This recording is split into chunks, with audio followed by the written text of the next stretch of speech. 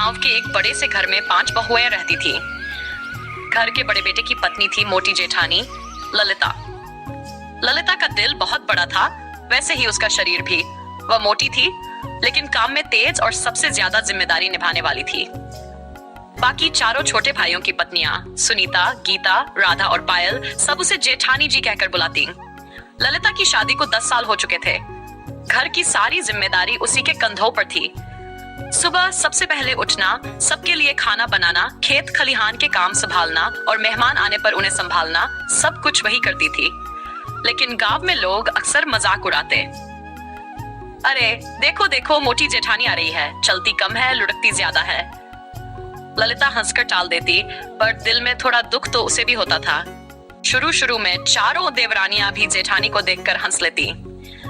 कभी कहती, जेठानी जी आप इतनी मोटी क्यों हैं? आपकी तो सांस फूल जाती होगी। कभी बोलती, आपके कपड़े तो पूरे गांव में नहीं मिलेंगे। ललिता गुस्सा नहीं करती, मुस्कुराकर कहती, हंसो हंसो बहनों, जब हंसोगी तो घर में खुशियां रहेंगी। धीरे धीरे देवरानियों ने देखा कि जेठानी चाहे मोटी है, लेकिन उसका मन बहुत साफ है। जब भी कोई देवरानी बीमार पड़ती तो ललिता उसका काम संभाल लेती। कोई मायके जाने वाली होती तो सारा घर वही अकेली संभाल लेती। एक बार गांव में सावन का मेला लगा। चारों देवरानियां घूमने जाने के लिए बहुत उत्साहित थी। उन्होंने कहा, जेठानी जी आप ही चलिए। ललिता बोली, तुम लोग जाओ, मैं घर संभाल लूंगी। बुरी सासू माँ अकेली रह जाएंगी।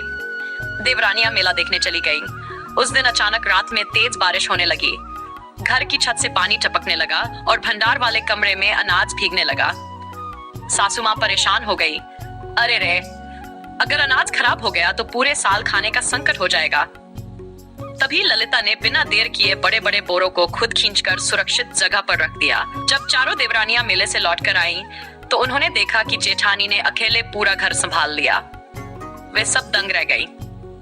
सुनीता बोली, हम तो समझते थे मोटी जेठानी सिर्फ खाने पीने और हंसने की शौकीन है, लेकिन आज देखा कि असली ताकत तो इनमें है।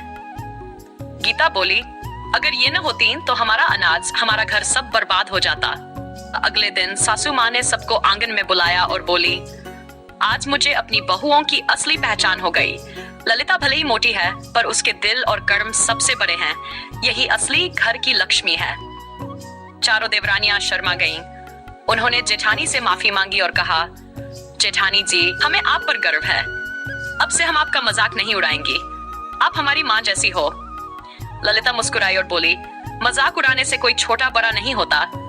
असली बात है दिल में अपनापन होना चाहिए, और तुम सब मेरी बहन जैसी हो। कहानी की सीख उस दिन के बाद से चारों देवरानियां अपनी मोटी जेठानी की सबसे बड़ी मददगार बन गई। अब सब मिलकर घर का काम करती और मजाक करने के बजाय एक दूसरे की हिम्मत बढ़ाती। गांव वाले भी जब कभी कहते मोटी जेठानी, तो चारों देवरानियां गर्व से कहती, हाँ हमारी जेठानी मोटी जरूर, लेकिन उसके बिना हमारा घर अधूरा है। इंसान की असली खूबसूरती उसके शरीर में नहीं, बल्कि उसके दिल और कर्म में होती है।